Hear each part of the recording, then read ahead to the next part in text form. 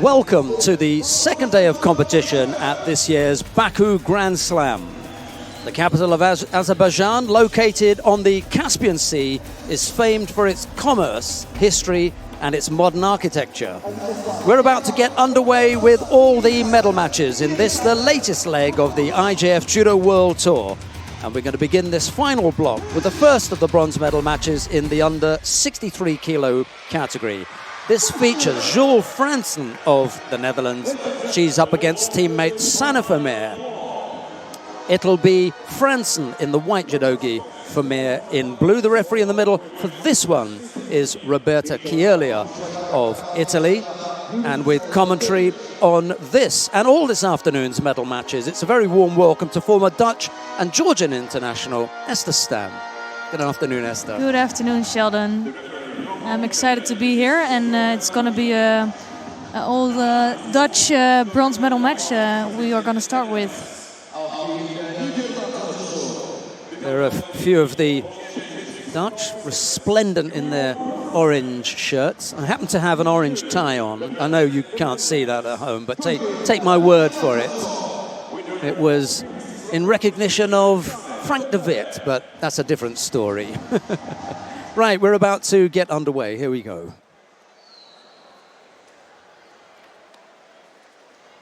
Yeah, I think difficult contest for both judoka. It's just never nice to fight a teammate for the bronze medal.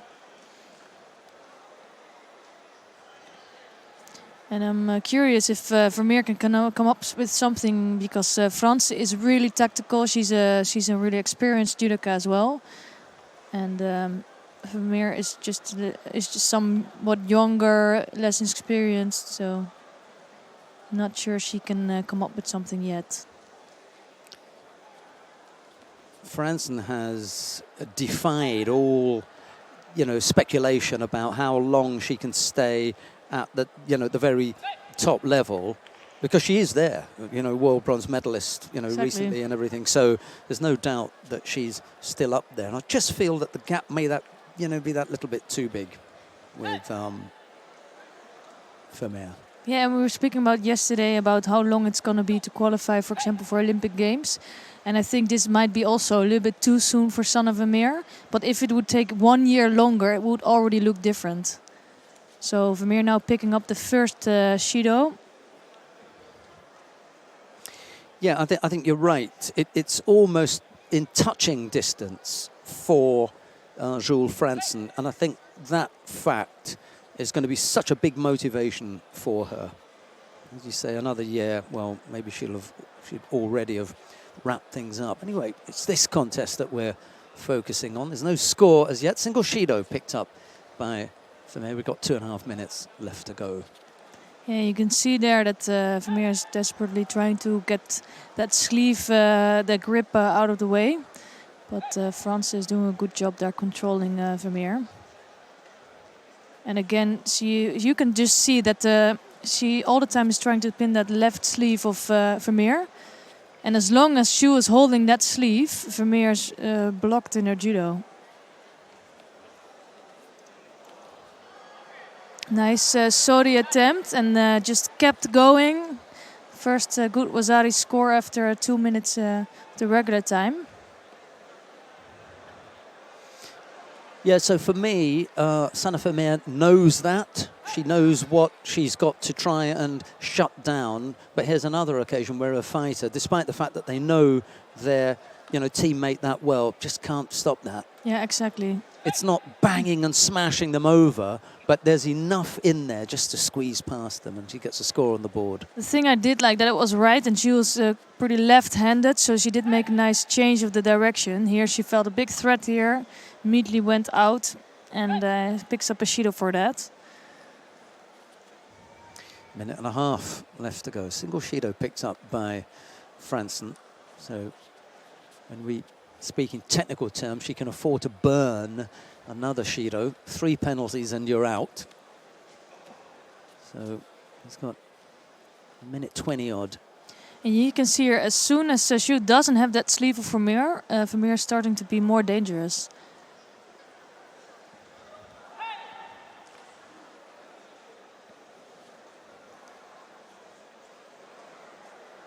So I think Franssen got a clear assignment before she entered this contest. What she needed to do to stop Vermeer from being really dangerous. You can see here again she's grabbing that sleeve. And it stops Vermeer from coming in for that seonage. Yeah, you can see how desperately Vermeer is trying to free that hand up. You know? Yeah, that's her working. She needs that hand. You know, she cannot get to her judo.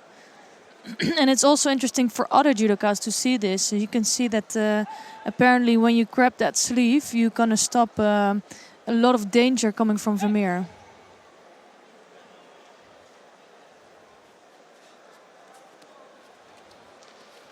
Almost walked onto the Makikomi in desperation, trying to come forward. You lose your ability to defend as well as you have been up to this point. She almost walked onto that. Yeah, she needs to, because she's a Wazari behind. What else can you do, you know? I think she's doing it well. She just doesn't have the power to come up with something against Jules Franssen. Jules almost caught her again then, off that side. So 14 seconds to go, and it's Vermeer that picks up a second Shido. It's now odd, given that she's the one who needs to be pressing, and Franssen may pick up another penalty for wandering off the area. She nods in acknowledgement. She's used up her 2 penalties. Ooh. Well, she is getting attacked and comes up with a counter in the end, and they're just going to let that go. But that was pretty close, wasn't it? In the end.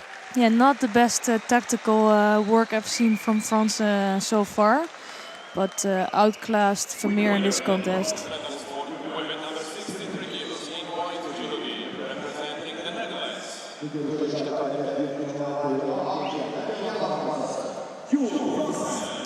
Jules Franssen doing just enough to squeeze past her teammate, Sanne Vermeer.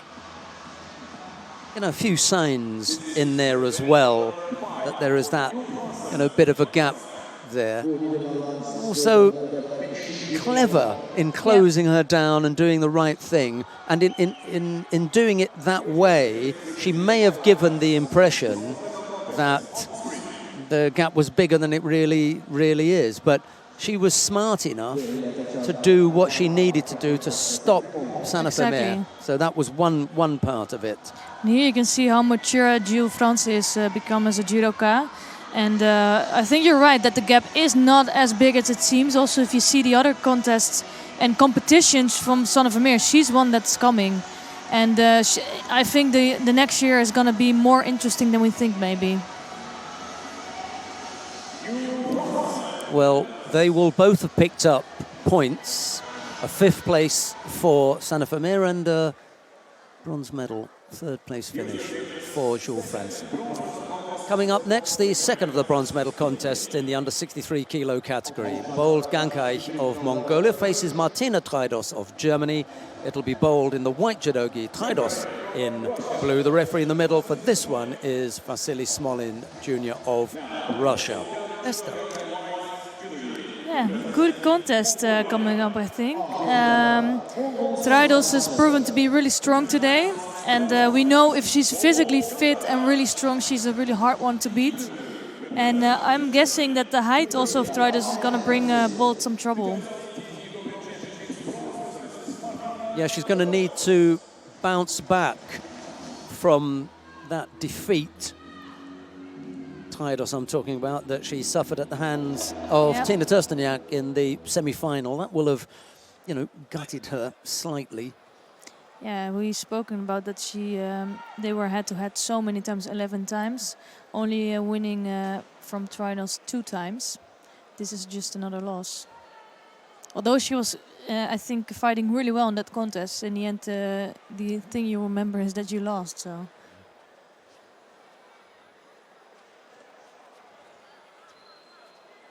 Just trying to get Bold to keep coming and walking onto that left leg.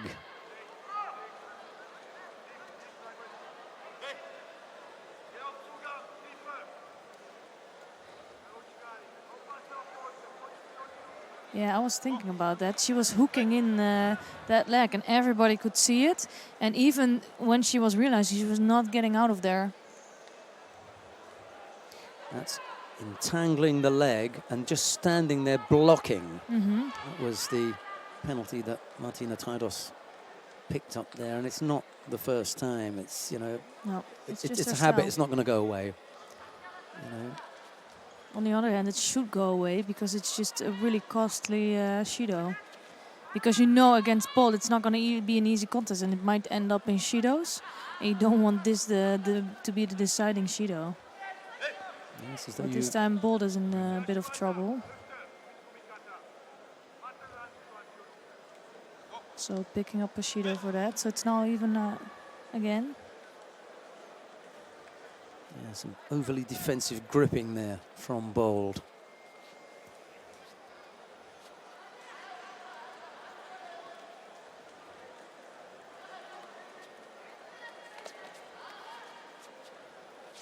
Ojigari. Yeah. Now she knows it, I think. Change of direction would be good, and then there it is. Yeah. Yep. Really nice Uchimata.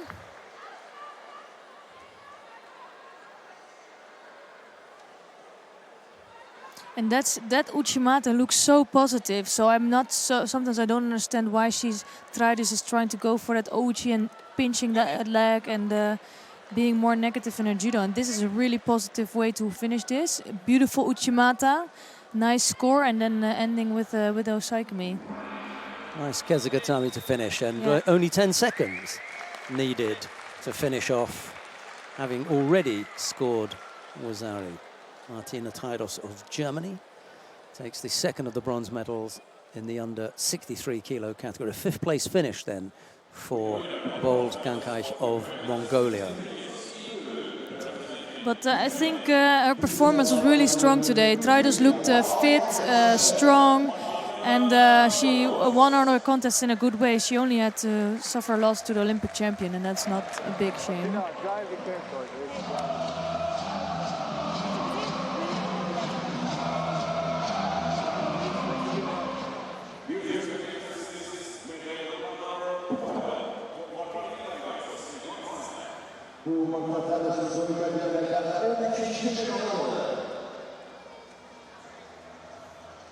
So let's see this Uchimata again. She didn't lift her completely, but it was just enough, and it's the height of Trajdos that was the biggest advantage here, I think.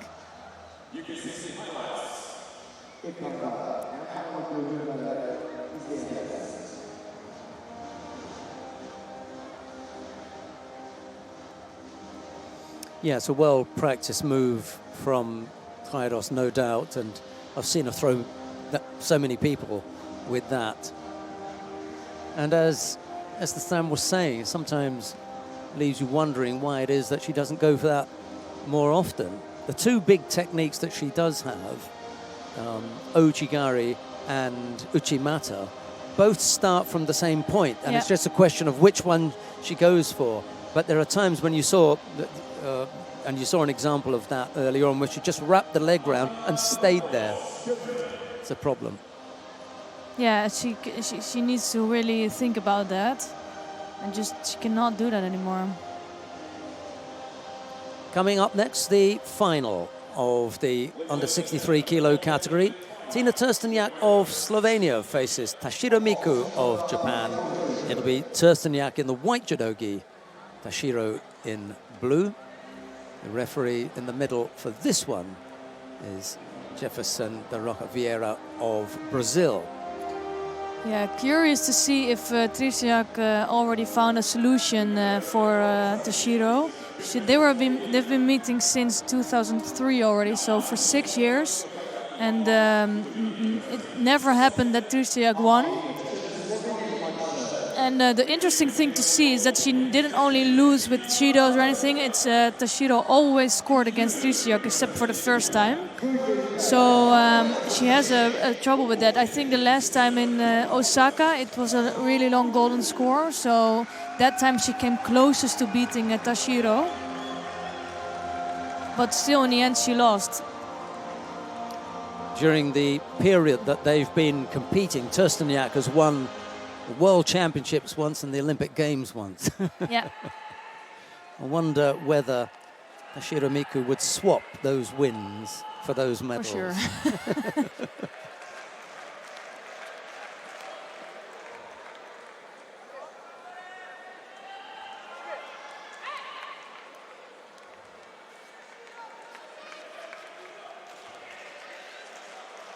Tashiro must come into this contest feeling supremely confident with that kind of background.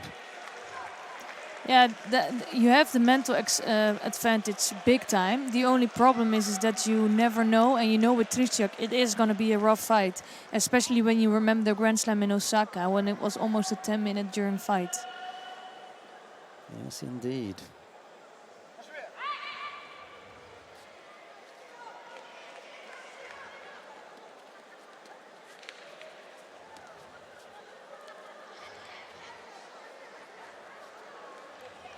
But nothing is probably more frustrating than even though you're Olympic champion, there's one person you can just never beat. She's beaten all the others except for Tashiro.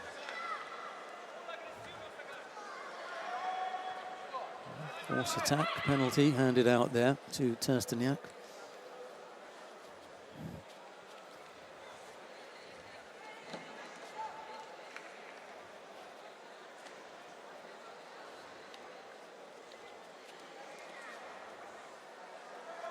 Little stab there at Ojigari, left-sided from Tashiro, but now down at little Diashiparai maybe. Yeah, again in this contest I think Tashiro just looks like the better one.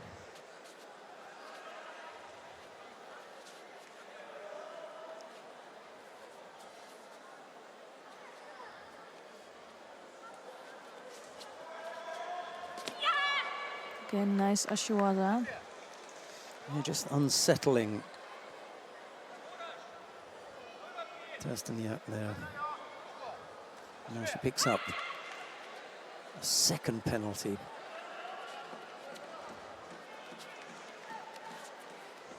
Yeah, and if she doesn't watch out, she's gonna pick up another penalty.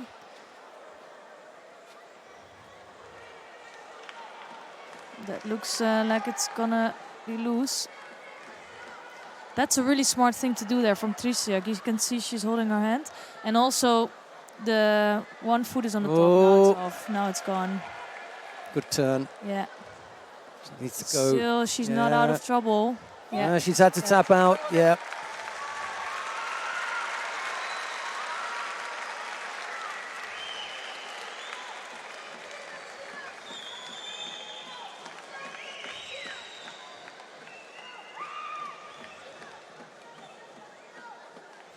There was an incredible focus from Tashiro Miku. There was an air of inevitability, where we were going, just how we were going to get there and how long it would take us to get there. Just didn't feel as though, and from what we saw as well, it always looked as though Tashiro was going to do it. Yeah. And for me, Trstenjak was not into this contest at all. She didn't have a chance to even get to her own style of judo. So really well played by Tashiro. And none of the big attacks that may have threatened Tashiro. Well, Trstenjak, to be honest, if things go to form, can look back at this and say, you take it. Because when it comes to the big ones, those are the ones that I want to win. Now, dangerous, it's not a game to play, it's a dangerous thing to fall into if that's your belief. Yeah, and it's depending a lot about, because she didn't meet Tashiro in Olympic Games or in World Championships. Yeah. So if that happens, you don't know what's going to happen, you know? But of course, it's about the bigger championships in the end. Well, in the bigger championships where you've had one of the big three that we've been referring to, Trstenjak, Tashiro or Agbegnanu, who's not here, in those big championships where those three have been, Trstenjak on 2 occasions has come out with the biggest prize, the World Championships and the Olympic Games. Maybe she'll walk away and think, hey, no big deal. No.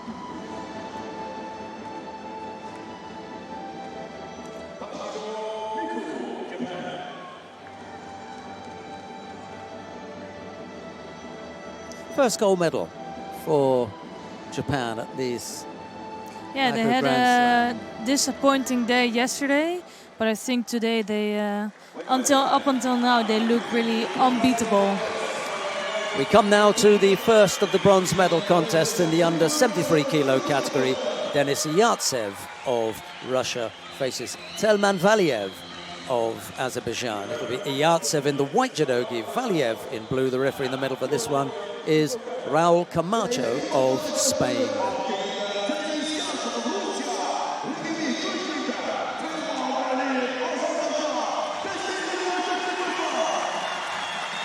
So Valiyev is having a really good day, but I'm really curious if he can come up with something against somebody great as Yartcev.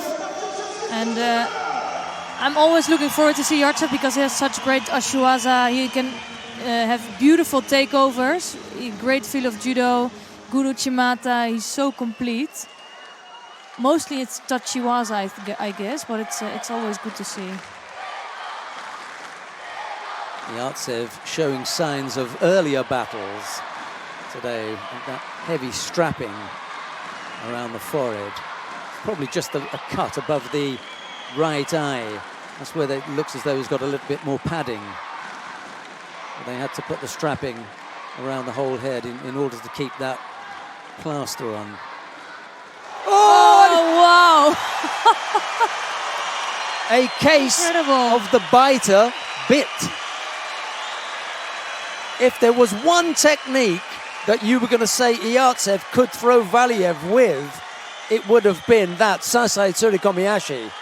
That was beautifully done. Incredible. What a big throw for Valiyev. Incredible. And it must give Valiyev ease in one of the toughest categories in Azerbaijan internationally, but also in Azerbaijan with 2 top athletes there. But he's showing that he has some skills. Telman Valiyev absolutely put the crowd on their feet with that beautiful technique. Yeah, that's some stuff for the highlights. Well, we thought it was going to be Yartcev on the highlights reel.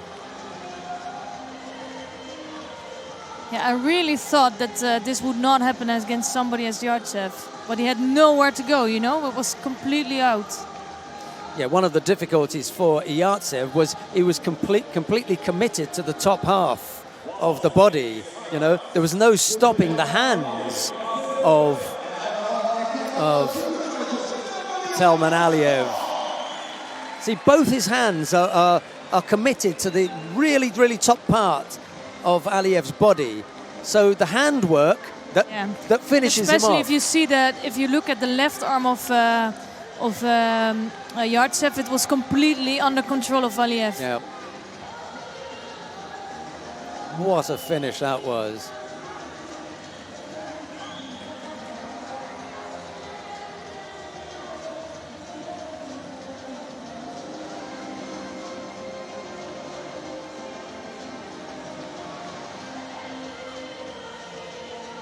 Well, well, well.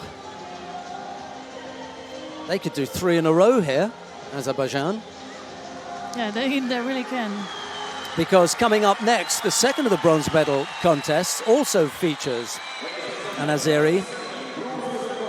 Akil Gjakova of Kosovo faces home favorite Rustam Orujov of Azerbaijan. It'll be Gjakova in the white judogi, Orujov in blue. Referee in the middle for this one is Olivier de Roses of France. Yeah, it's. I think the whole crowd is hoping for Orujov to get this bronze medal, but he's up against a really tough one. Akil Gjakova. I don't think Gjakova is in his best shape. We saw him better in earlier competitions, but still, he's just a really tough one to beat. And I think it must be putting on a lot of pressure on Orujov. If you see just his teammate Valiyev winning, Heydarov, of course, already in the final. You don't want to end up in a 5th place with the teammates on the podium. Could be some incentive. Yeah. Could be something that forces him to dig deep with pride and say, hey, I have to be on that podium. Absolutely. You know, if I miss out here and those two go up there, how's it going to look for me? I've got to be up there. Easier said than done with Gjakova.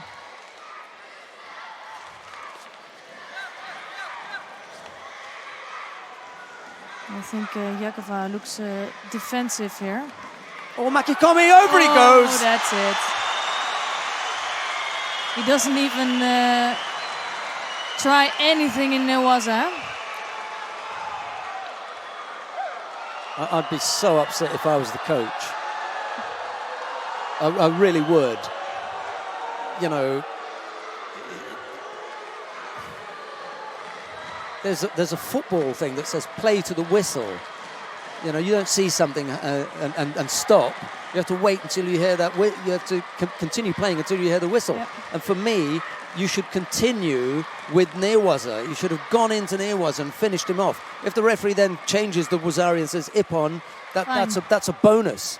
You know, but he just got back up thinking, it's Nippon. I think I think he thought it was just enough. And I think it was a really close thing. Yeah, me too. It could have been Ippon. If the referee said Ippon, I wouldn't have had any concerns about it. But the referee said Wazari, you know.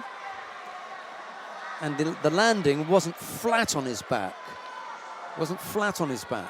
So. But for me, it was with so much force that I wouldn't have said anything if they would have. Yeah, I wouldn't have said anything. Yeah. But I wouldn't have been getting up.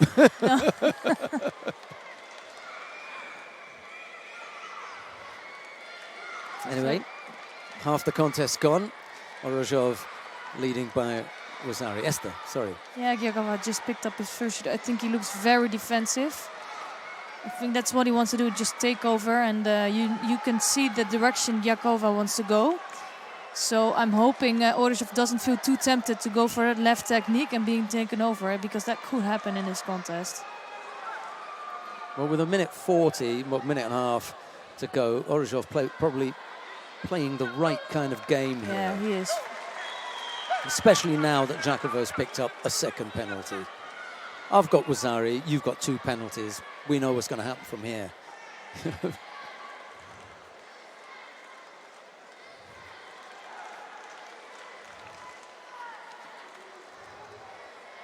It's just not the judo that I'm used from Gjakova. Trying for another go. Yeah, he's gone again. Just couldn't pick him up, Gjakova. And I think this was the threat all the time. Gjakova was just waiting for that technique to come, and he wanted to take him backwards. But he had Orujov was just that much better, and also I think Gjakova was in risk of even picking up another Shido. And I'm not sure why he was trying to play this game so much.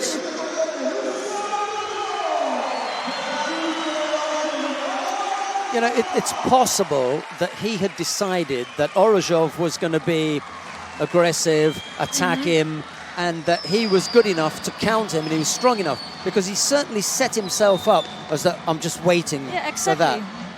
You know? And on the 2 occasions that Orujov did attack him, but he went over. Yeah, and on a certain point, if you can have that tactics from the beginning, but then on a certain point you have 2 Shidos, you're behind with 1 Wazari, you need to start changing your tactics. It's not going to work.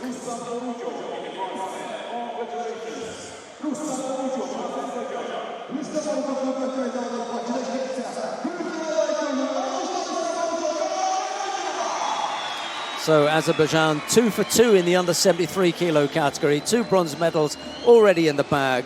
They're guaranteed another medal in the upcoming contest, which is the final. What will it be? Gold or silver? 3 medals in a Grand Slam like this is already a really good result.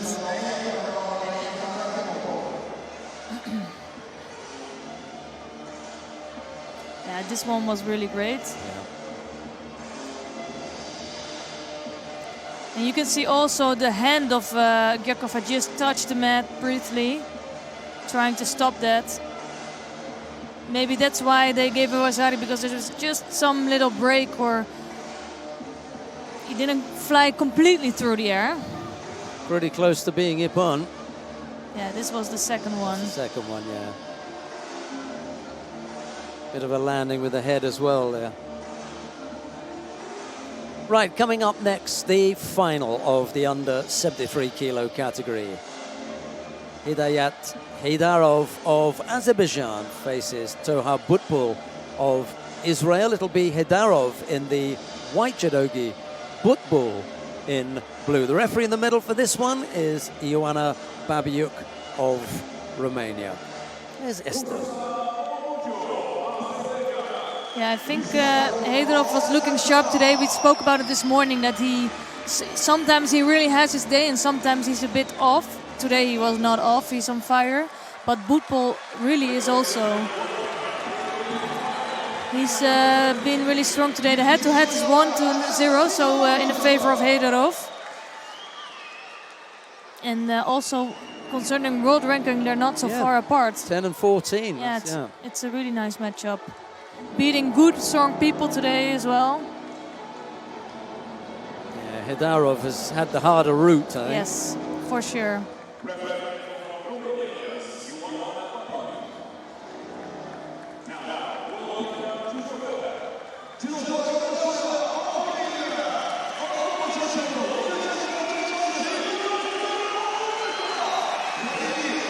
Which version of Heydarov are we going to get in the final? I am guessing a good one, because it's the final. You don't have the pressure anymore of getting a medal. He for sure has a medal. Of course, he wants the gold. But I think always the biggest pressure is off, and you get the best judo in the final block and in the finals. And especially with the home crowd behind him, it's supposed to be good. Yeah, and he hasn't got in the back of his mind the Orujov equation. That's already done, dusted, sorted, that one. Yeah, that must be a big relief. And concentrate on the man in front of him now, Butbul. The only thing, it's so bitter if you end up with a silver medal, because it's just your last contest was a loss. So for sure he wants to finish off with a gold.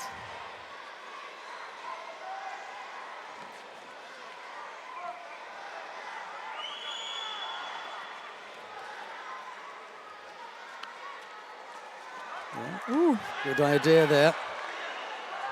Good thinking from Heydarov. It almost looked like he was a bit surprised when it was happening. Yeah, like, hey, I have the space, I have the opening. And then he changed direction.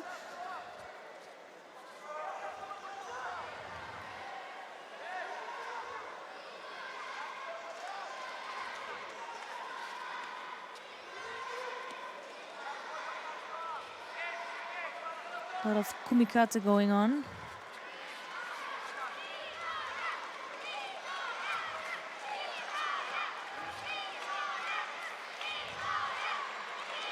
I think they both don't need so much space, and they can be really quick with their attacks.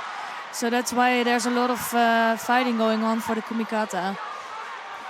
Both fighters pick up penalties for passivity.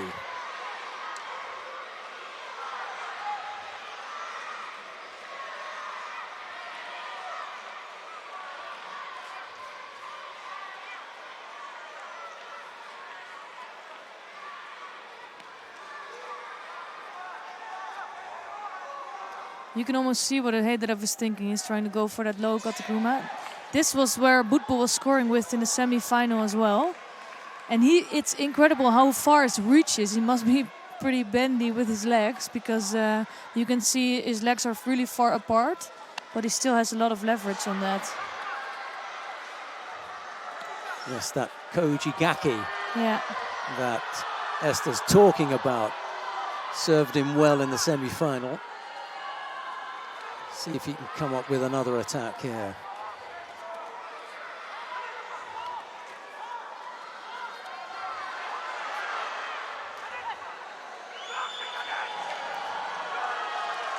Second Judo for Butbul. Yeah, Heydarov is all over him. He's just sometimes a little bit too untidy. You could see that with the last attack. Maybe a bit too eager to throw him. Just hoping he doesn't make some silly mistake with that, you know? No, you're absolutely right. He got himself tied up a little bit, but Butbul couldn't take advantage of it. No. Yeah, Butbul looks like the one who's more in control, although he's 2 shidos behind. Yeah, taking his time, isn't he? Yeah, and he has more a secure plan, while Heydarov is just trying to go do whatever it takes, left, right. Doesn't matter for him, he just wants to throw him. Ambush him. Yeah, and it is nice to see. Yeah.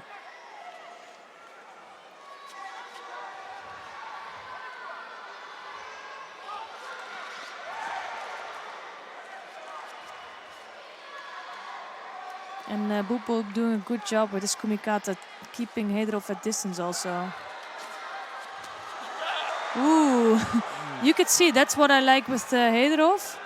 This is just trying to stay in that technique. You could see it also with the semi-final in the end throwing Orujov, because he's so committed to his technique. In the beginning you think, okay, not much is going to happen because he's so committed that in the end it is dangerous for Butbul.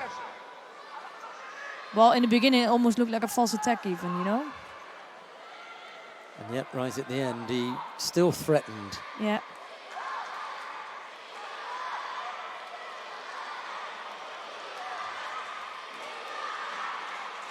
Yeah, so regular contest time almost over. How quickly that's gone. Yeah. 10 seconds left to go in normal time. And it... Oh, sorry, go. Oh, no. Yeah, I thought it might be in advantage. Ooh. Can go either way.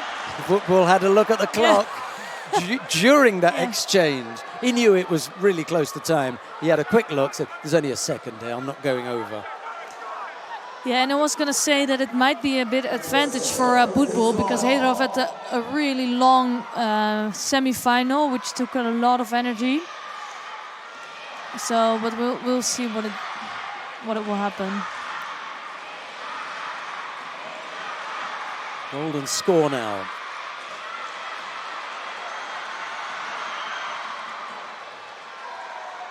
He hadn't broken his balance. He couldn't come up with the Makikomi effort in the end.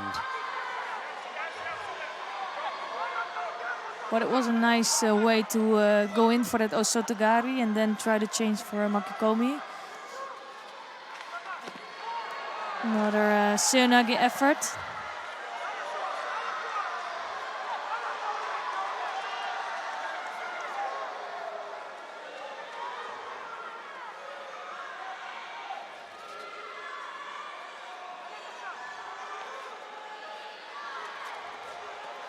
Now this is the first time they have a good grip.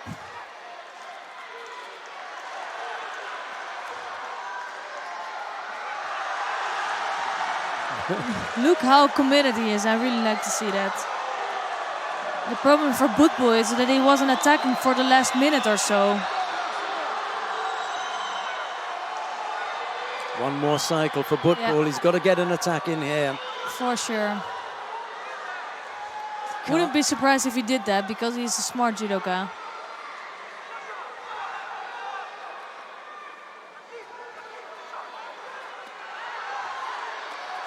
Heydarov's going to beat him to the punch again. Yeah. That'll be it. I think so too. And it's just, he looked so positive during the whole contest, and you could see Heydarov was so eager to get in there. Really well played by Heydarov, I think. Yeah, he was clever. He didn't. Oh, they're going to take it out again. Oh. Give him some more time. They're already going down there for the awarding ceremony. Wonder if they know who they're going to award it to. And now Butbul knows he's really won, so he's going to come up with an attack. He needs to go there.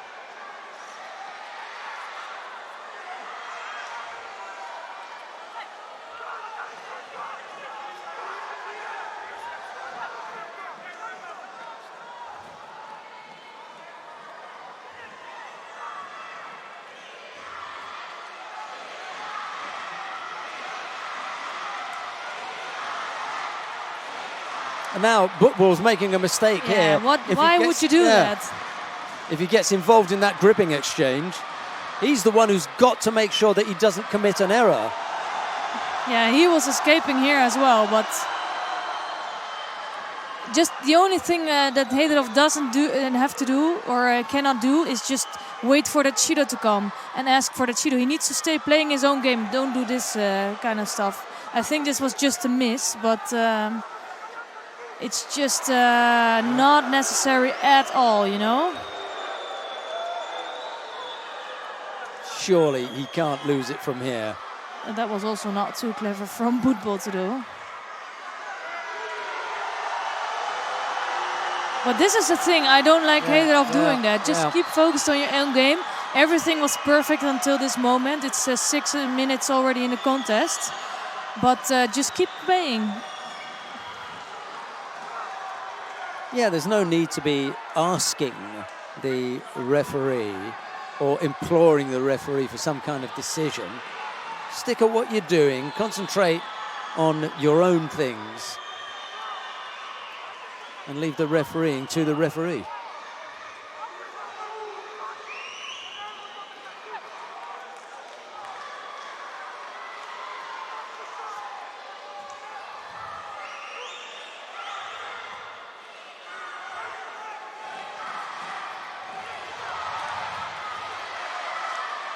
And again, it's Heydarov who's really pushing there.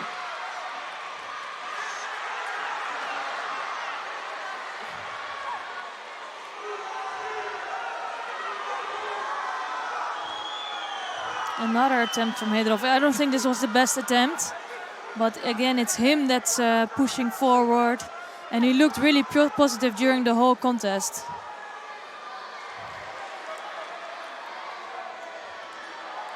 Both fighters very tired now. Yeah. No doubt about that. And I do think Heydarov looked like the more positive one, and I wouldn't have said anything if he already had won this contest. But in the end, it's not the case. And he should just stick to his judo. Another nice Tumunage or just Sutami was a throw.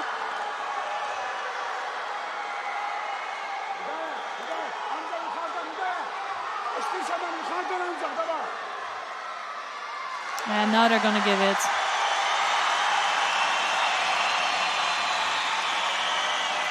He had just got to go on for 2 more minutes, but I think he really deserved this win.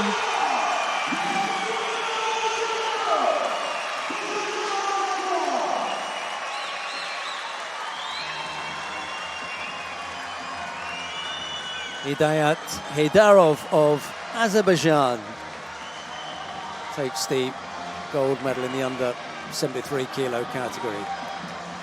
Not quite the classic, but there was enough in there to keep, you know, most people on the edge of their seat. A little bit tactical at times. Yeah, and for me, if you look at the whole contest, it was Heydarov who looked like the more positive one. I think Butbul was waiting a bit too long, being a little bit too tactical.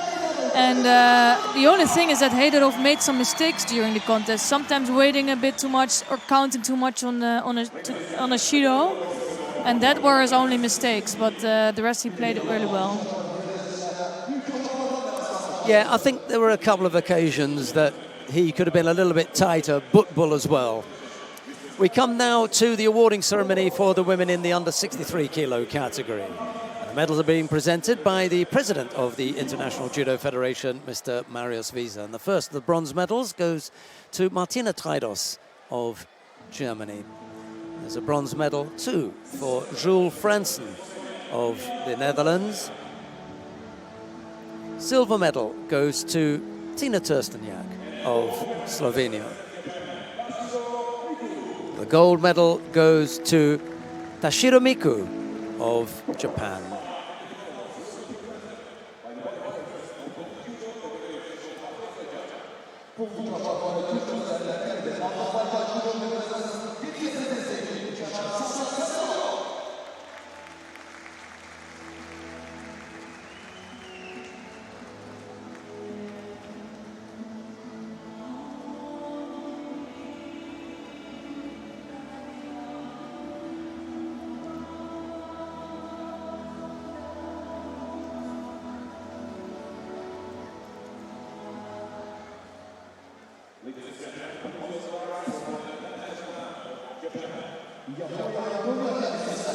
And now the national anthem of Japan.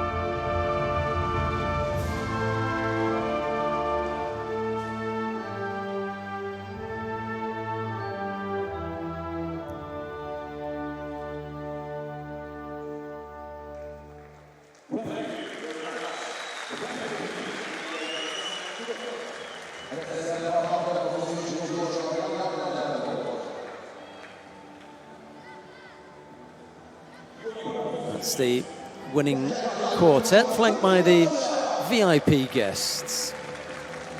Trajdos and Franssen were the bronze medalists. Trstenjak took the silver. It was Tashiro who took the gold.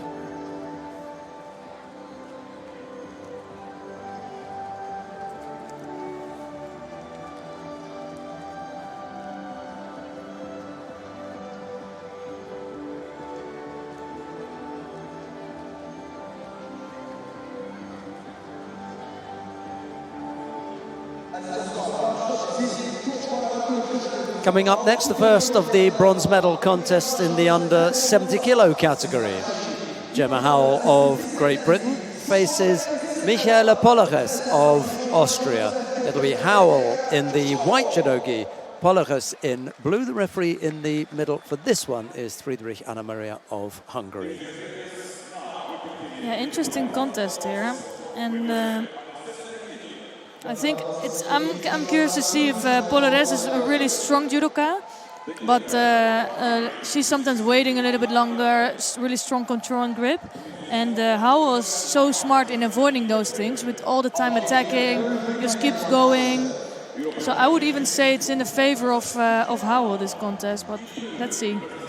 I think the other area that Gemma Howell may have a slight edge is that she has a better balanced game in Tachiwaza and Newaza. Yep. In actual fact, is quite strong in Newaza. So if there's any advantage to be had, I think it will be there.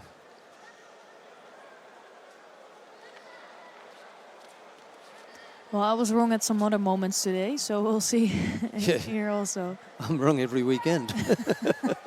Yeah, that's why it's judo.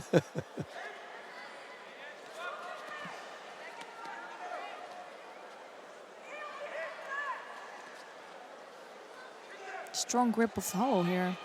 Wouldn't have expected that. Yeah, it's close. Sorry. Yep.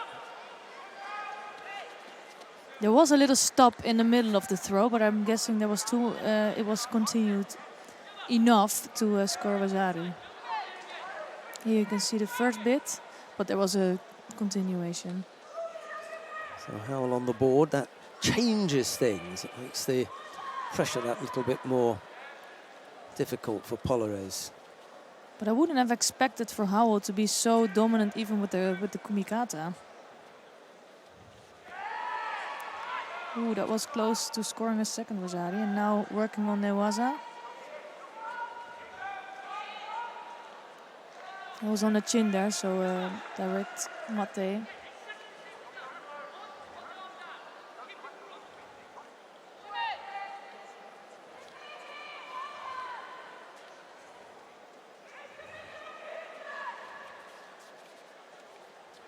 Yeah, I think the other thing that works now for Howell is with Vasari on the board, she just feels a little bit more confident, you know, in the standing work.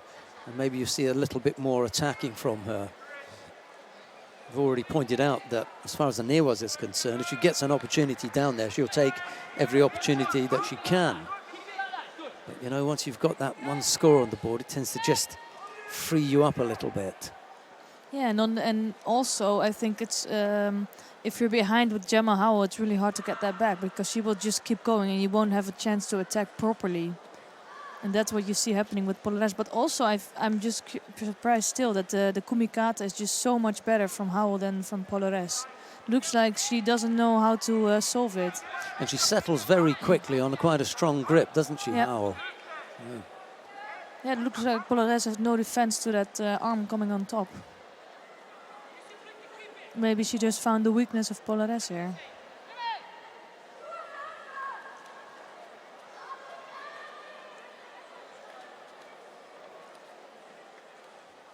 There she goes again with the arm high up. This time holding her at a bit more distance. Yeah, it's just pushing away Also, a little bit. Yeah, and it was Polleres that also had a better grip in the beginning.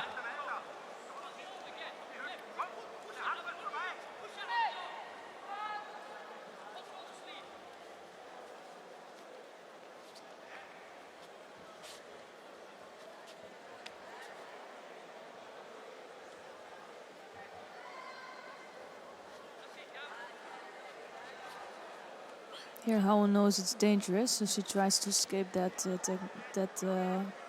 arm from Polleres. And again, good effort from Howell. Yeah, just managing to do two things there. One, put in and attack, but at the same time, break up the grip. Yeah.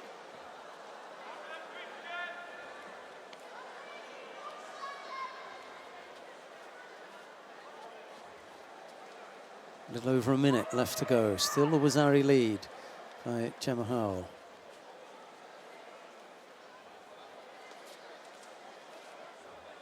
Just controlling the arms, and I think she might be picking up a Judo for that. But with 50 seconds on the clock, it's not too bad. And now she even solves that. She's not even going to get it because she's the one that's attacking. Now again, chance on the ground to work. There's a little bit more room to work with, but the referee calls mate. They're back up on their feet with 40-odd seconds left to go.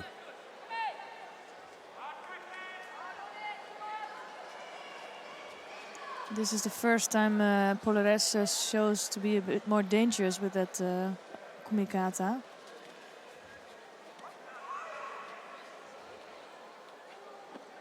This is where Howell may end up burning a Shido here from that overly defensive posture. And it looks like now Polleres starting to see some opportunities there, and she finally starts to see and solve the kumikata of Howell. And I think we saw it before today, that Howell changed the tactics a bit. I don't understand why you would do that, and here she almost went over even. She is controlling all the contest, and I don't understand why she just changed in the last 30 seconds.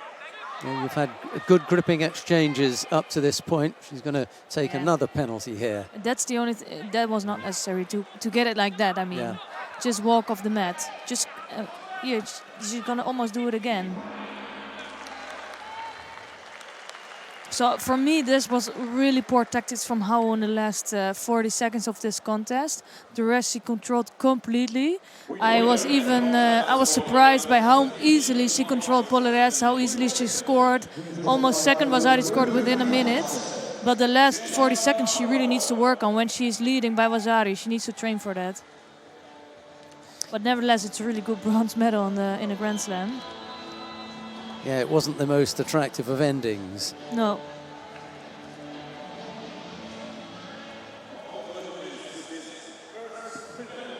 But there was 3.5 minutes of well-managed medal contest at a Grand Slam. As you say, the last 30, 40 seconds going to need some tidying up. Yeah, and in the end, you don't care so much how you win because it's a really good medal. It's a bronze medal in a Grand Slam, but this is not going to be so easy against people that have great throwing skills.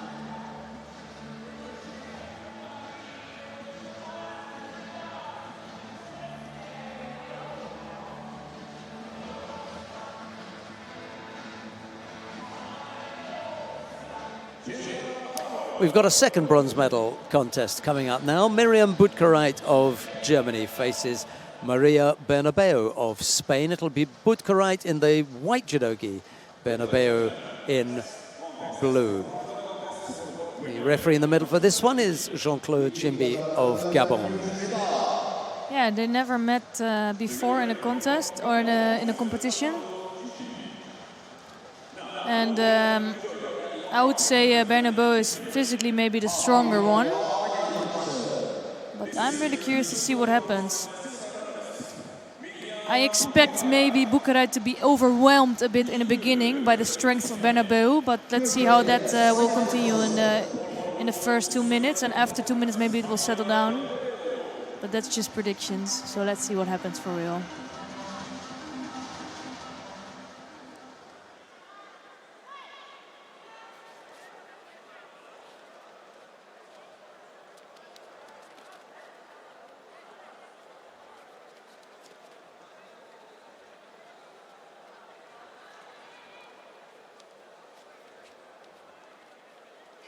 So now they're basically both pinning each other's sleeves. I think they have a good grip for either of these to come in with a proper technique.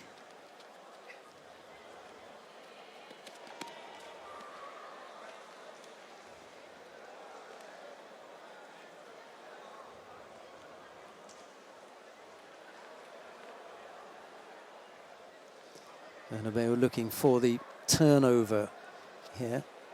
Like to get one of the legs involved in trapping that part of the body.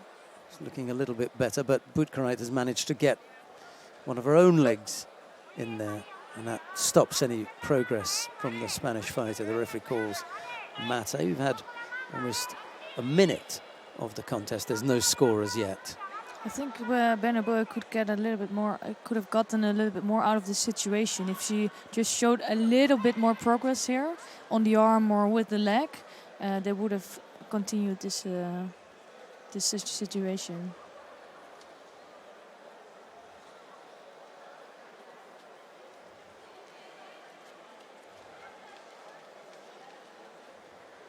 And Butkereit is shown to be a really tall athlete for the 70 kilo category.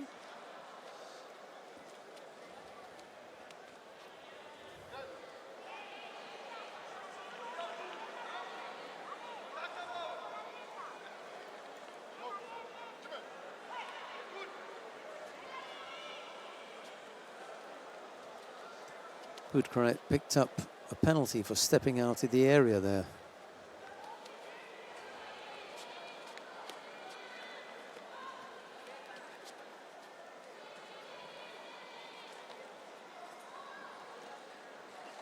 Makikomi effort there, didn't quite have the arm wrapped up enough to threaten Bernabeu.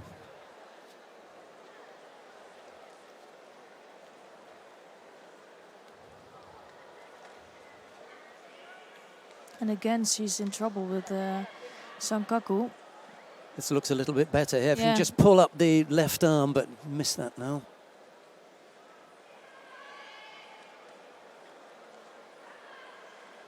It's getting closer to here, but again, she could trap the leg. Ooh, that's looking more serious. Yep. Just make sure you keep the leg out. Yeah. Oh, spotted by the referee. Yeah, just a foot, but it's enough. Yeah. And again, she has the leg. leg trapped. But it's not over yet. I think Butkereit is still in some trouble. Now it looks more more strong, the grip of Butkereit on the leg of Bernabeu.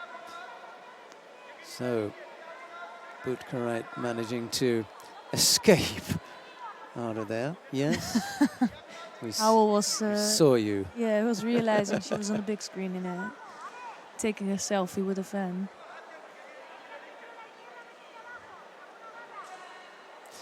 So a couple of occasions where Butkereit has managed to get herself out of a tricky situation, almost the Sangaku Gatame being applied by Bernabeu, but she's managed to get out of it twice now.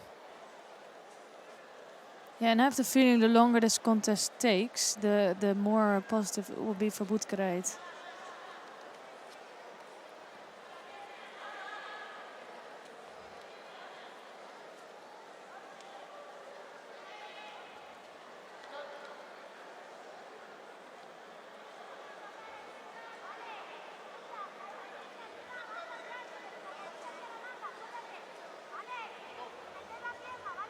Second Judo there for Butkereit.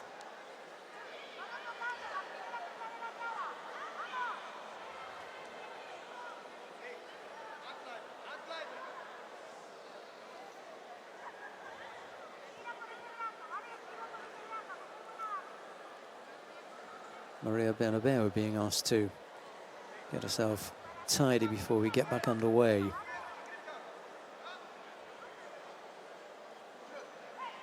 Yeah, and I think it's Bernabeu that is an advantage here. Also, she's just that much more stronger and controlling. Ooh, she dug underneath Butkereit. Not sure if they saw that as a referee, but...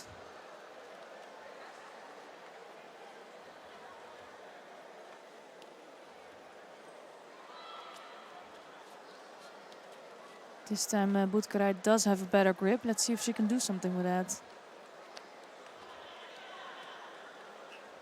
And if she doesn't attack soon, it's just gonna cause her to have another Judo, and that will be the end of the contest.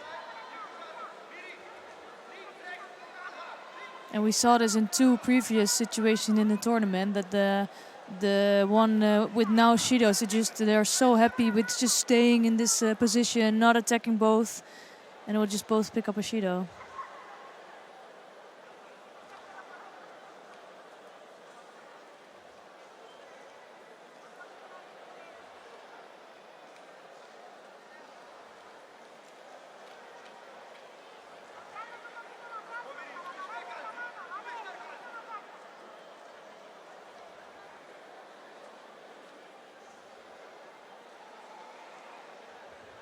You know, that's if you have to do that as judoka. It's horrible. Yeah, and you just don't want to use the energy to put that judogi in. You know, it's so much easier to take off your belt. Yeah. But sometimes you just don't get the chance to do that.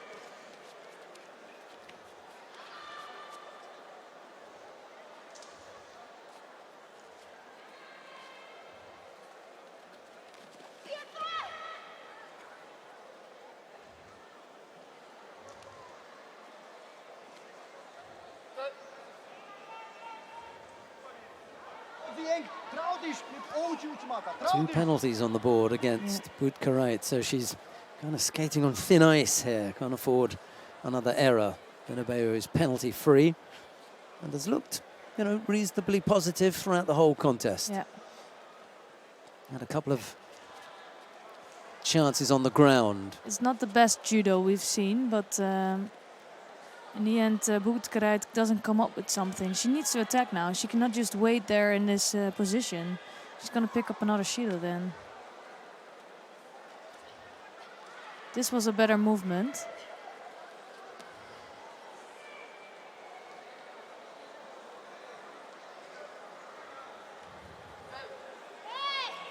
And again, it's a Sankaku, but it was already Mate.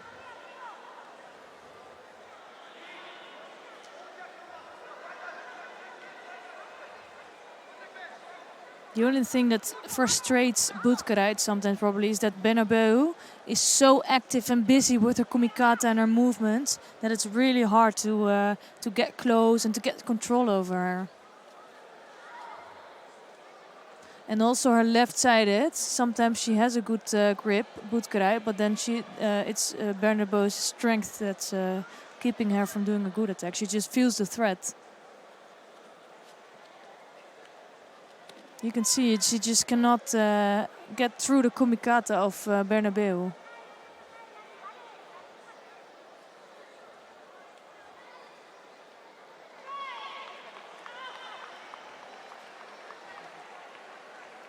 Third penalty picked up by Miriam Butkereit, this time for a false attack.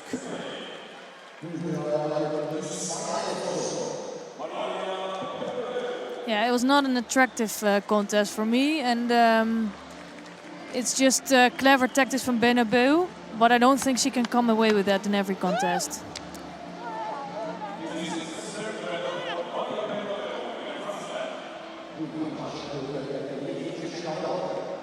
Yeah, there wasn't a great deal to talk about as far as the standing work was concerned. On the ground, well, there was that little bit that we saw from Bernabeu, but there were some errors in the execution of it anyway, and that's why she didn't succeed in getting the osaikomi. In the end, however, a third penalty picked up by Miriam Butkereit gifted the contest, if you like, to Maria Bernabeu.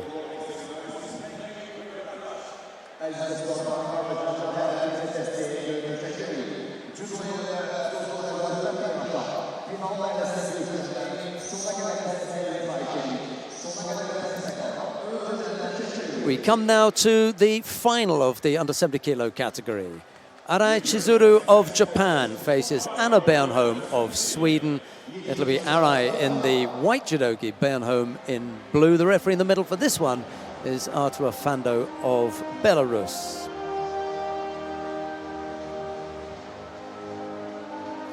Yeah, I'm interested to see if Bernholm already found a solution for Arai. I think I saw them fighting in the final in Osaka. And there I think Bernholm was doing a really good job. She just had a single slip against Arai back then. And I think she found out the good tactics, and now let's see if she can apply it also in this contest. Although I must say Arai looks really strong today. Yeah, of all the fighters we've seen, I'd have to say that she looked the least trouble of all. Next to Tashiro, actually.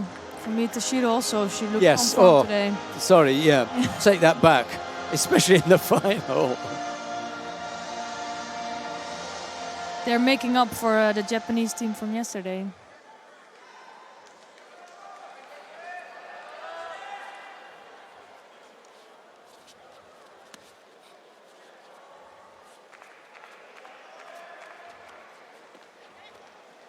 Yeah, and here you can see immediately what is the tactics of Bernholm. That's what she's going to do. She's going to fight on that left arm of Arai and try to go for that left makikomi.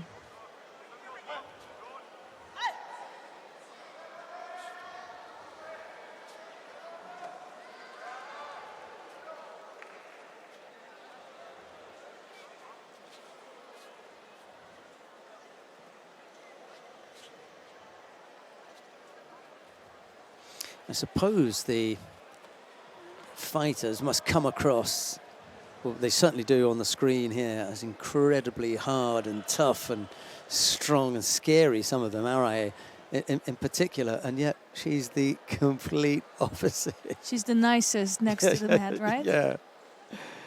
But, you know, just that face there as she was looking at Bernholm, and it was fixed and it was so, you know, deadpan.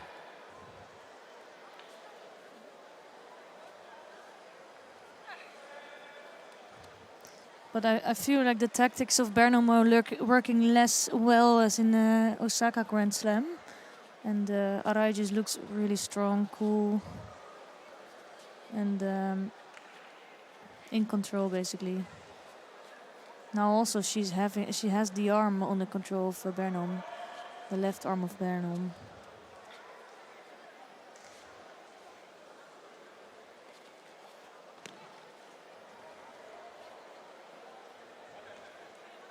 It just looks like there's a difference in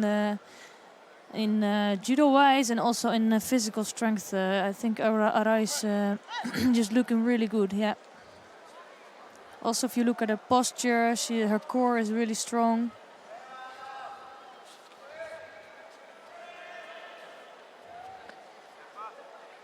And almost every step is forward. Yeah.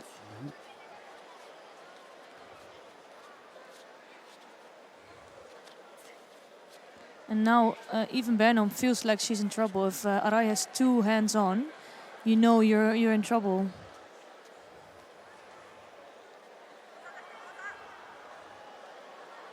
First Judo on the board for Bernholm. It is a way to escape though, because she knew she was in trouble with Arai with 2 hands on there, and she just escaped it in this way.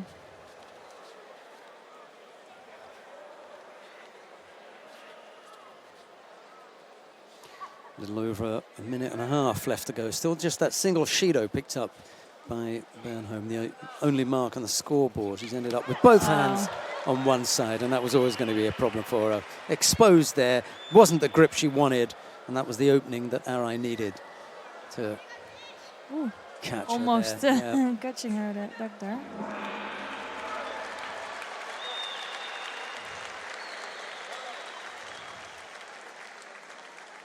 And for me, Arai looks stronger than ever, and I'm curious to see how she will do in later tournaments this year, especially with the World Championships coming up.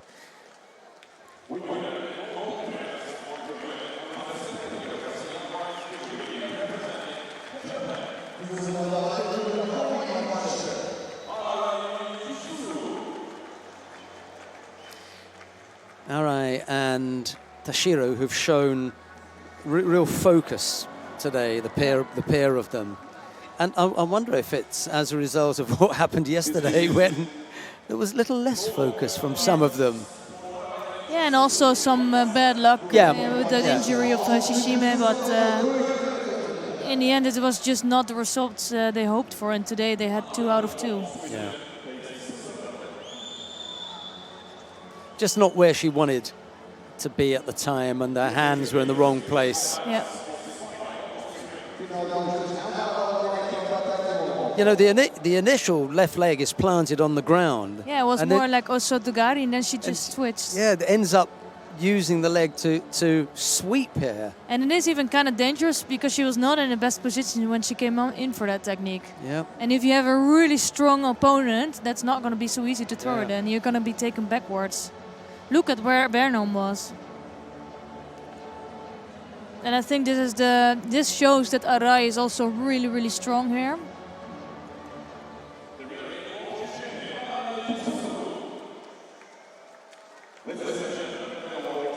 Right, we come now to the awarding ceremony for the men in the under 73 kilo category.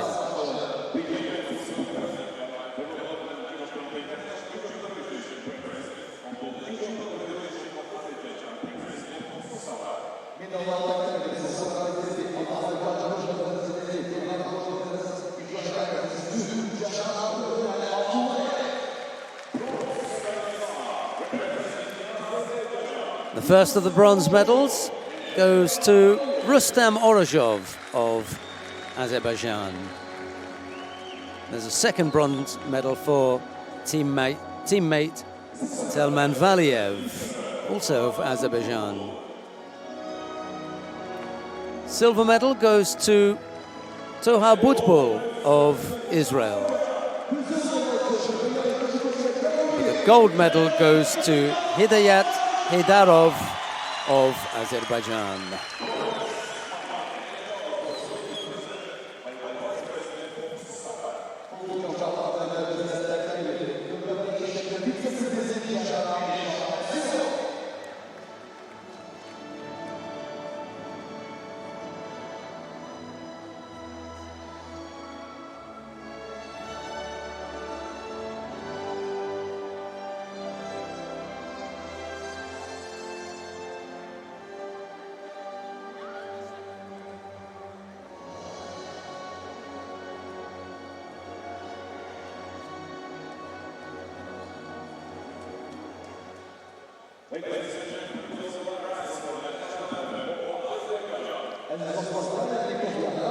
And now the national anthem of Azerbaijan.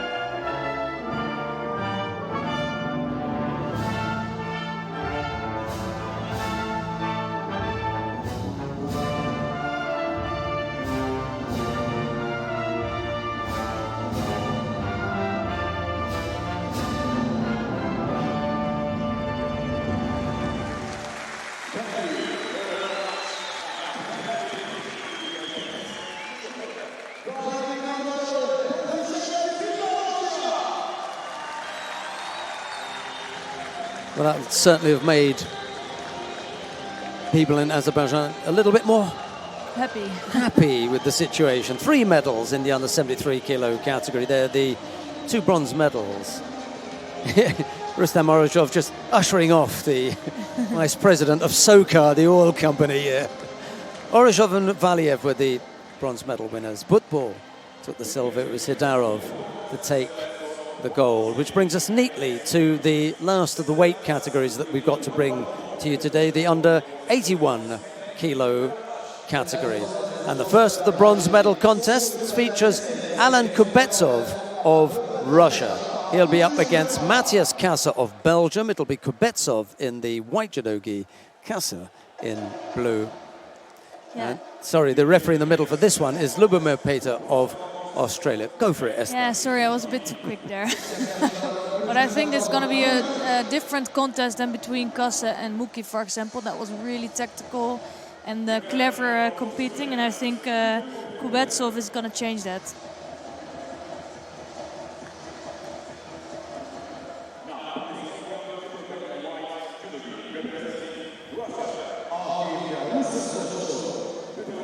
So, and it's a really good matchup because it's the number 3 and the number 4 seed today who will battle out the bronze medal match.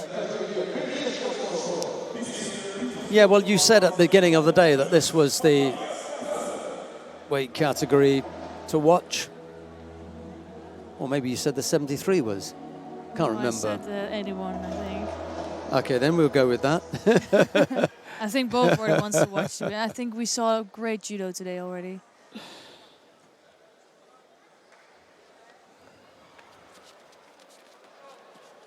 Little look at Ochigari there from Khubetsov, but he was in and out very, very quickly. Slightly better grip there. So just giving him a bit of room, and now coming up with that Sutemi was up partly to break up that strong grip. Yeah, and probably Khubetsov will be the physically stronger one here, but Casse is so clever with his judo. He's so technical also that he can match up with these athletes already. Yes, we've spoken a little bit over this second day about the ability of the athletes to move from junior to senior, and Casse has done that really smoothly, hasn't he? Former junior world champion. Done a good job. Yeah, he's doing a great job. And I've been impressed with him since he entered the senior circuit, basically. And he's just showing such mature judo already. And I think this is just the start of his career.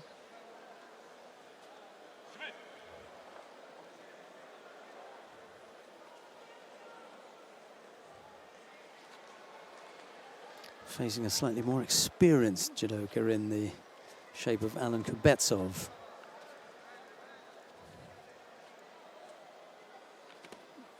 Nice light left-sided effort there from Casse. Just got underneath Khubetsov, and for a moment it looked as though he could come up with something.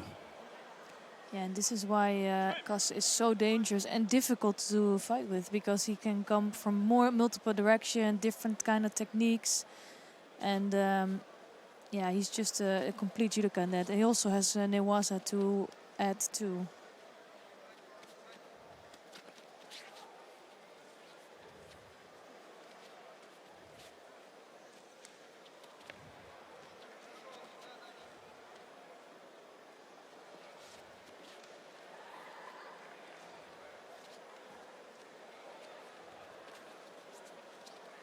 Again, taking some time to get to an attack, and then the kind of things happen. And I think that's what Casse can do really well. Just think about the judo of his opponent, think about which way he's gonna react, and then come up with something that they don't expect. Yeah, a lesser opponent, he would have caught with that. I think so. That little feint to the front, and then looking to go around the back there. Khubetsov picked up a penalty as well. A minute 40 left to go.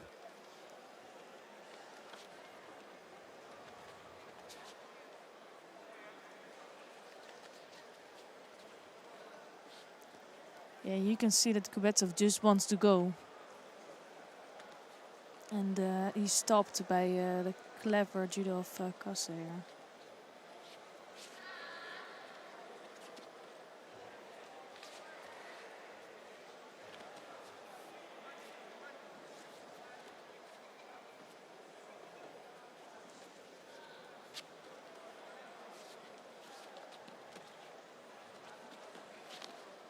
You can see here some moments it doesn't seem like so much is happening, but then you see the little subtle movements of Casse, and you can see he's planning something. Yeah, just setting things up. Yeah. Absolutely right. Yeah.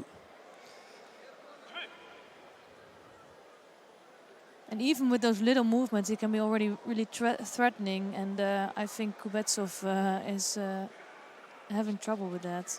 And also, Khubetsov, he just wants to grab in the left neck like this. But Casse easily avoids that. And with that right hand of him on his lapel, he's stopping Khubetsov. Khubetsov has got to be careful here not to fall into the trap of having things slowed down to the point where the referee decides that both fighters are passive. Khubetsov will end up picking up a second penalty. Big attack here from Casse will sort that out. And absolutely. He's not going to be able to penalise Casse there. And I'm sure that he would have done both of them. But right at that second, Casse came in with the attack. You can almost see the referee grimace as he thought, well, I can only give one here. I can't, penalise Casse. He just attacked. And Khubetsov has ended up with the penalty. Good timing from the Belgian. So we go into the golden score period with Khubetsov at a slight disadvantage here, having picked up 2 penalties. Yeah, and sometimes it's easy to see from the side. You're thinking, hey, why does Khubetsov not do more? Why does he not attack or at least get Casse to move? But this is all the work from Casse. It's his kumikata.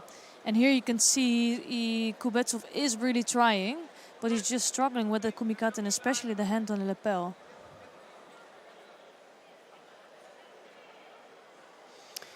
Yeah, it's a good point because we can't feel what it is that Khubetsov can feel. He may feel blocked on that left side with a strong right arm from Casse. He may also feel a threat. It just transmits through your hands and think, hang on a minute, I might get thrown here. So. And it can be very frustrating because even Khubetsov, it could feel that he's not being giving everything. Sometimes you lose this kind of contest, and then after you're not even 100% tired. Some fights really drain you, but some fights don't because these are really tactical. But he doesn't come to his own judo, and you can see he starts to be frustrated by that. He's got good gripping skills, Casse. And that's causing some problems for Alan Khubetsov.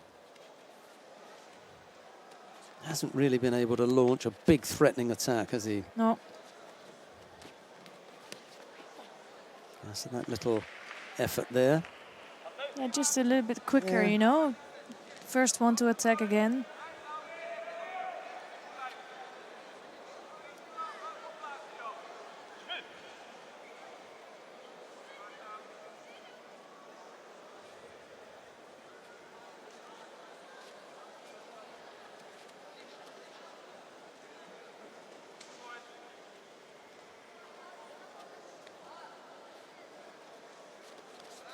But what you can see is that Casse is starting to get a little bit tired. You can see it with the placing of the hand on the lapel. But still, he's doing a very good job in that. He knows what he has to do in order to stop Khubetsov. And another attack from Casse here. Frustration for Khubetsov here. It must be. He comes up with another big attack here. Khubetsov will really be up against it. Misses out. There's a little bit too rushed. But it's a good thing he immediately stands up and engages in the fight. If he didn't do that, he would have gotten the Judo.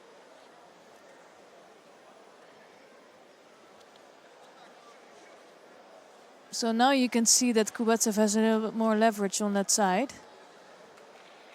But again, it's Casse that attacks. And I think this was a chance for Khubetsov here, because Casse didn't stretch the arm completely on the lapel, so he had some chances here, and he didn't take them.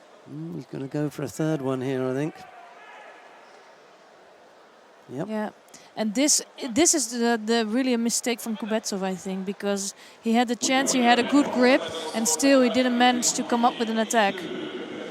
Well, for me, that was all about Casse's management of the clock and the timing of his attacks. Exactly. He managed to get his attacks in. They were just about strong enough to count, and they were definitely at the right time to frustrate Khubetsov, who, whatever angle he tried to come from, found that door shut. Yeah. Very, very tricky.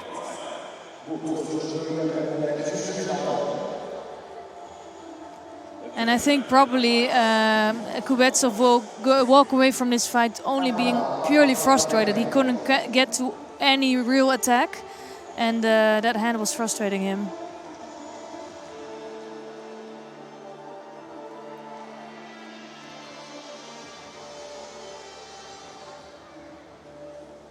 We come now to the second of the bronze medal contests. In the under 81 kilo category, Alexios Tanasidis of Greece faces Tato Grigalashvili of Georgia.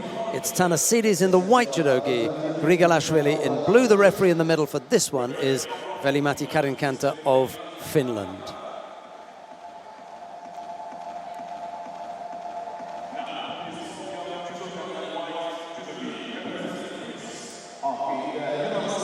I think Tanasidis, he had his ups and downs, as I can say, and I think it's a really good job for him that he's here fighting for the bronze, and it will give him some confidence for the coming championship. But it's going to be a hard job against Grigalashvili, who showed great judo today, and he shows that he's probably going to be number 2 now of Georgia with this result. And he might find himself in the World Championships, but I'm not sure about that because the Georgian team is it's really hard to qualify there. Yeah, and it's packed, isn't it? You can't hope to pick up one of the additional places. You've got to be the number 1 and go by right rather than hope that they'll pick you as one of the only 2 additional places that you have.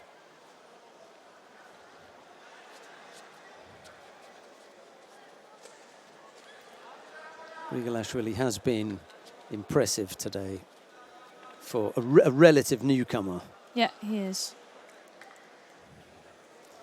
He's looked the part, and it would be fitting for him if he could finish his day off by taking a medal here.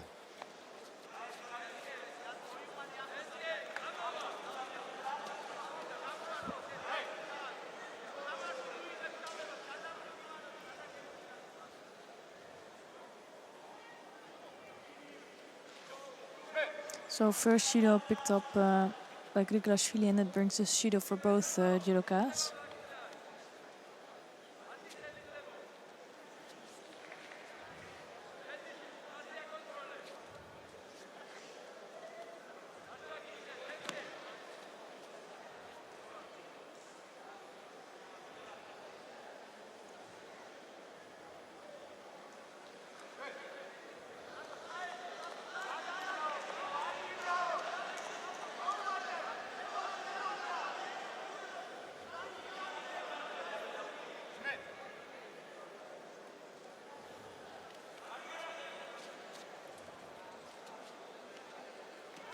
Still both fighters trying to find the way in for an attack.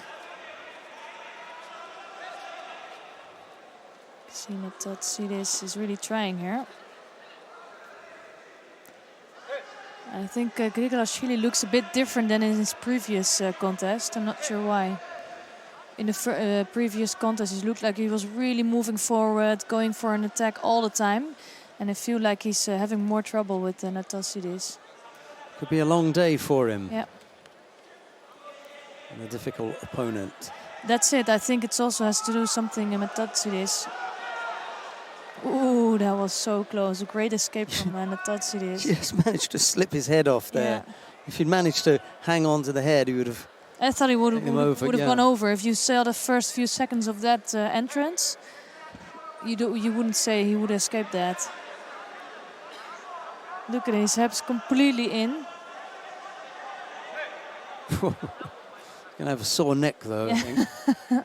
That could be. Oh, what big attack from Grigalashvili. He comes again. Yeah.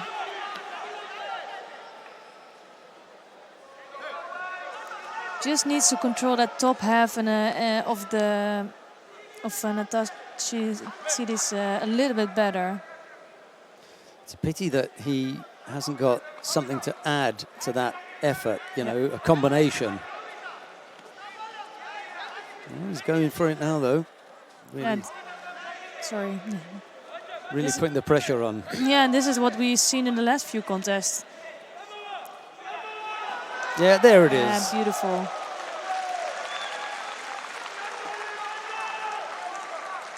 It almost looked like he needed some time to get to steam, you know, to get into the contest, and suddenly he felt like there were opportunities there. After the first big attack where he almost threw him, after that it started going well for him. Yeah, it was quite a heavy landing as well. Tselidis is taking his time to gather himself after that. A bit of a thumping on the landing. So Tato Grigalashvili of Georgia takes the second of the bronze medals.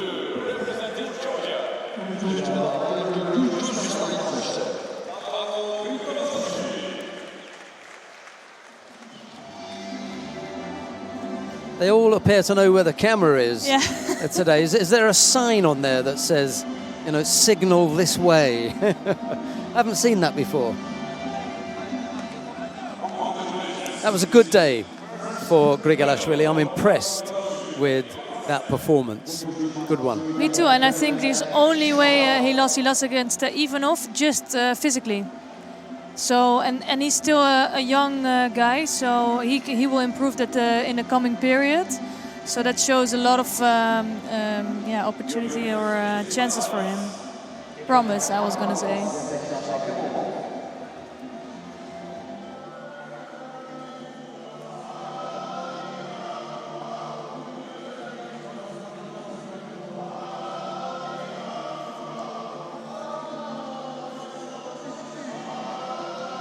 And even the last attack was also a good timing because its gripping was not even the best, and I think it was a really good position for the Greek.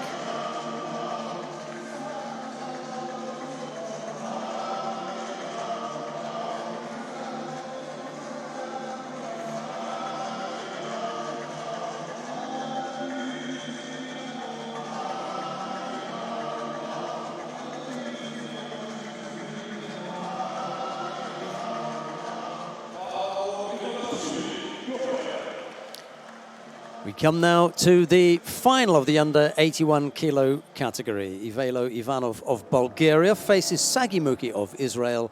It'll be Ivanov in the white judogi, Muki in blue. The referee in the middle for this one is Amano Akiko of Japan.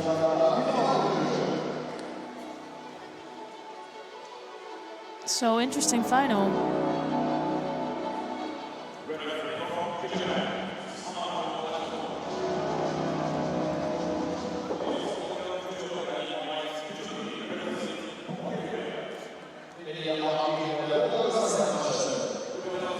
There's a look at Ivanov and a few of the supporters. They are undecided, not sure which way you're going to go. And there is Muki. Got to be going into this as the favorite. I was thinking about it. It's just I couldn't tell you. I think it's just I think that's both two top athletes. They've proven themselves already. They have great throwing abilities, great physical strength, maybe quite evenly matched. We're gonna see.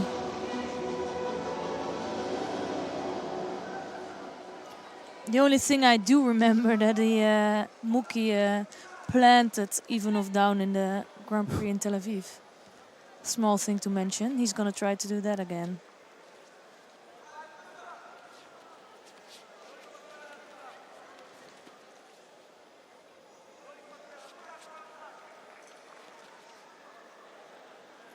There's the initial searching for grips here. Ooh, almost taken over there. It looked like Muki had the better position, but in the end, was a good movement from Ivanov. Yeah, it was an untidy entry Yeah. into that, and it could have gone either way. First half minute, a whack on the chin, and both fighters just give a hand tap. Yeah, and you know, in Tel Aviv, Muki threw Ivanov right in the first few seconds, so they haven't been really fighting with each other. So for me, it's good to see that this goes a little bit longer, to see who really is the best. Oh, and again. Yeah. Again, could have gone either way. Yeah, because he's pushing so much forward and believing in his throw, he takes too much risks. He's picked up Shido for passivity, Ivanov. He's been reactive. Yeah. It's been Muki who's looking to push things on, and Ivanov picked up that penalty.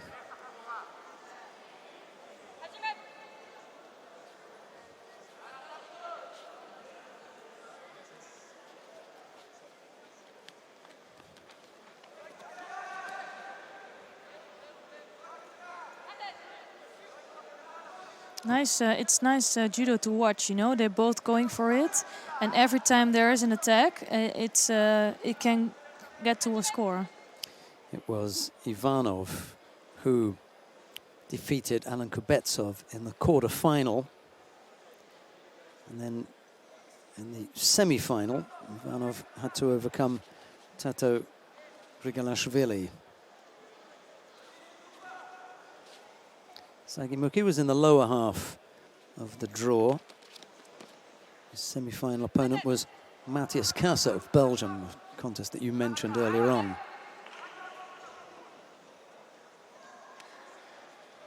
Yeah, it was just a really a good tournament today with a lot of a big entry number, but also high-quality athletes.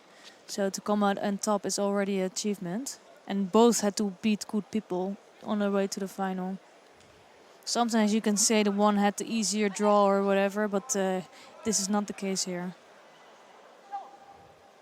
Both fighters pick up penalties for avoiding to take a grip, but it's a second penalty for Ivanov. We've got a little over a minute and a half left to go. It's a threat now from Muki with the left arm around the back. He's changed that now. Yeah, you can see that Muki just wants to throw left, but it's a big threat for him as well, because Ivanov is good in takeovers, and you could just see a hint of that in the previous action. And I feel in this contest it's a possibility that there's a big ippon coming, just depending of the Shido. So, you know, it could also end in the and if they both pick up another Shido, it's over. So I'm just hoping for a nice technique. I just got the feeling that Muki was smiling on the way down as he realized, oh, I've missed out there. I was grimacing. Ooh, look at that. He's trying every way that he can. Yeah. And if that leg of Muki was a little bit lower on the leg of Ivanov, he would have went. It's just a bit too high. Inside the last minute now.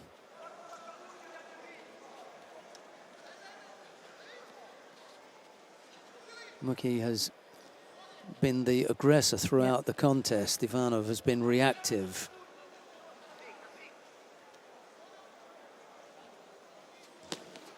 First time that he's trying to throw something in. Yeah.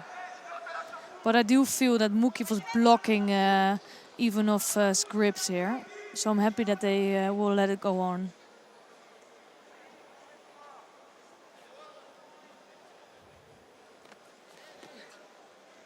Left-sided effort, but it really didn't have anything behind it, did it? No.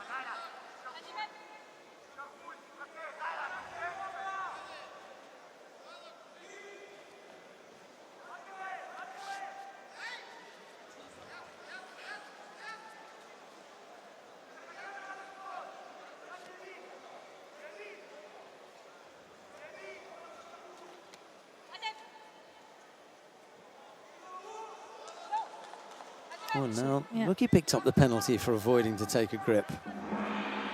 And I think this is another example of that he's counting a bit too much on the tactics. And I think the first few minutes in this contest, he was really going for it and going for the big attacks. But after that, well, it was 2-1 Shidos. He just tried to get that third Shido for Ivanov on the board. And now he will be open up again. Now into the golden score period. 2 penalties apiece, so no chance for an error. Back to the hip technique. Yep. Stuck at it. Did the right thing. Yeah, and I think he just looked like the stronger judoka during the whole contest. Although all the time when he was almost looking like he was going to throw, Ivanov came back and he even took over. But this time, no stopping. Well, Muki not only continues to show his class, you know, not just at this competition, but every time you see him, there is something special about the boy. Yep. Okay.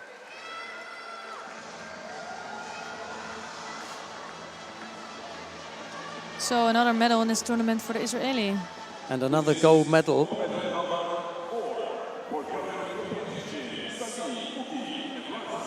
Another Grand Slam gold medal, 4th for Muki. He's really, super talent. Yeah. Ivanov continues to impress as well, picking up a silver medal here. Yeah, and it was a good contest, you know. There were moments where he could also have thrown Muki, so I'm already excited for their next matchup even. It's a good to watch.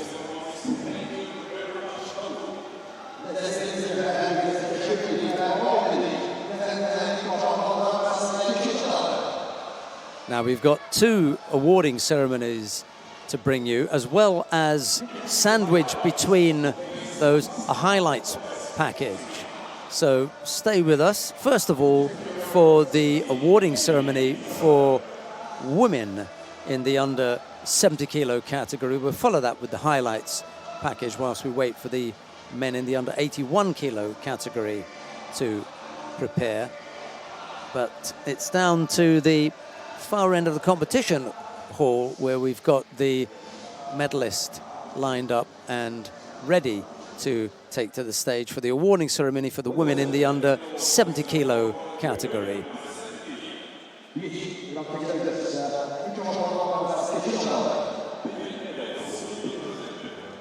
The medals are being presented by the president of the International Judo Fund, Mr. Arkady Rothenberg.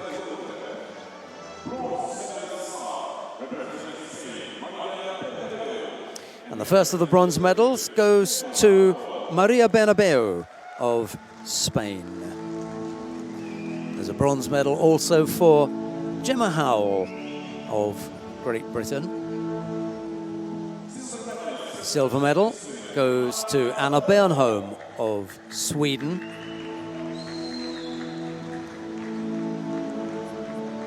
The gold medal goes to Arai Chizuru of Japan.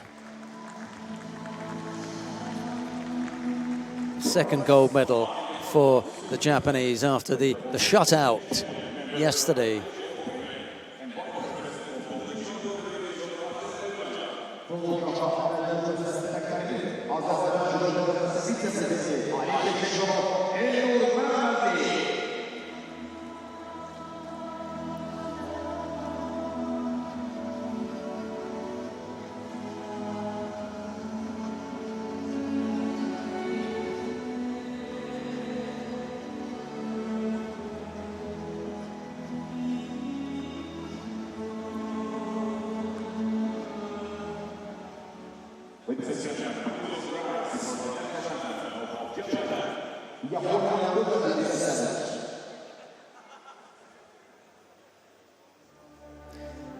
National anthem of Japan.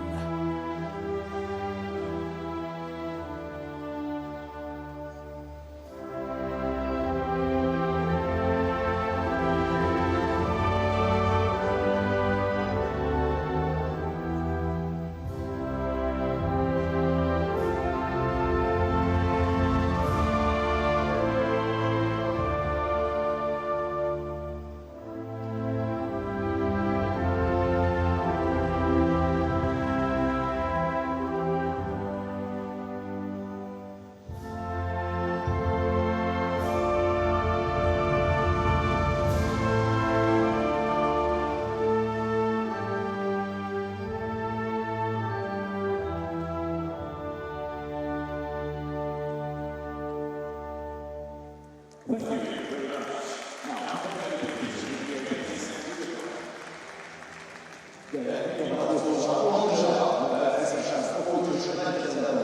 in that VIP lineup alongside Arkady Rotenberg and the medal winners is the former Olympic champion and now vice president of the Azeri Judo Federation, Elna Mamadli.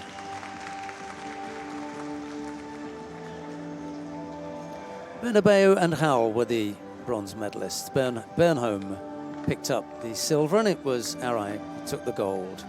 They will look reasonably happy, don't they? I think so.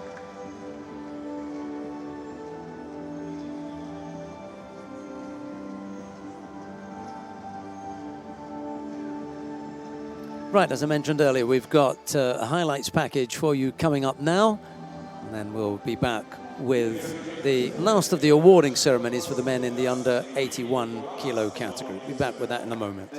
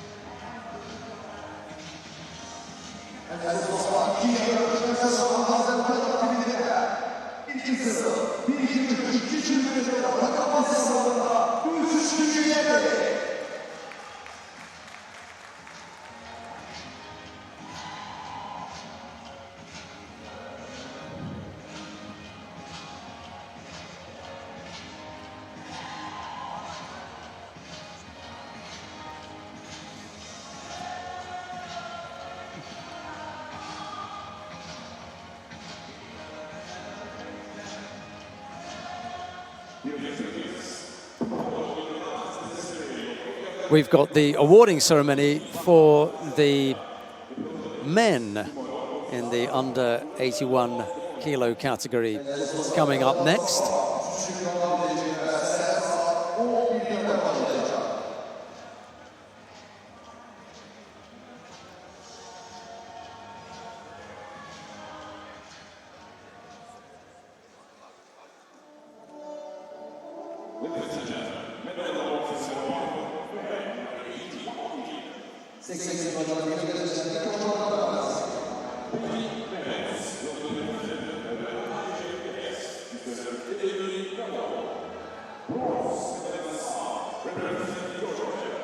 The first of the bronze medals goes to Tato Grigalashvili of Georgia.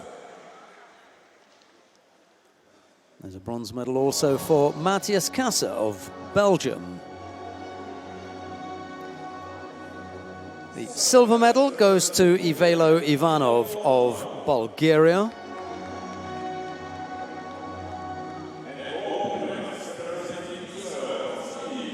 The gold medal goes to Muki of Israel.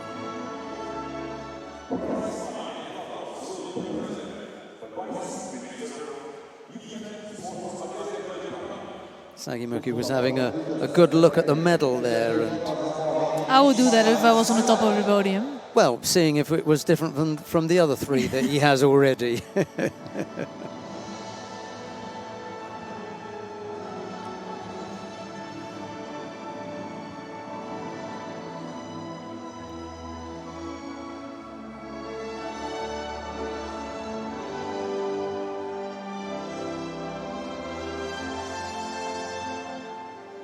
Now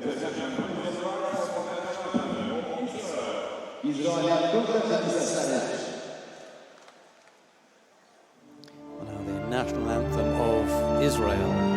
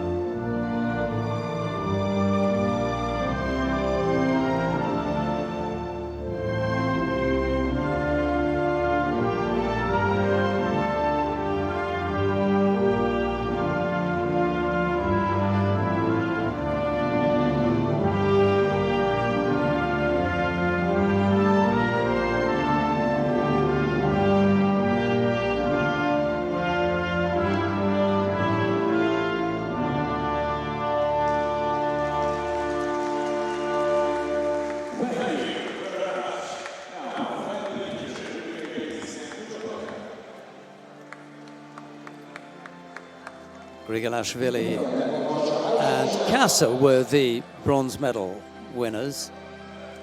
Ivanov took the silver, but it was Muki who came up with a gold medal. Well, if they didn't top the medal table yesterday, they topped it today. Japan sit atop the medal table with 2 gold and 2 silver. Brazil also have 2 gold medals, and there's a gold medal apiece for Azerbaijan, Spain, Israel, France, and Moldova. Join us again tomorrow when we bring you action from the 3rd and final day of competition at this year's Baku Grand Slam. But from Esther Stam and myself, it's bye-bye for now. Yeah, thank you for watching, and hope to see you tomorrow.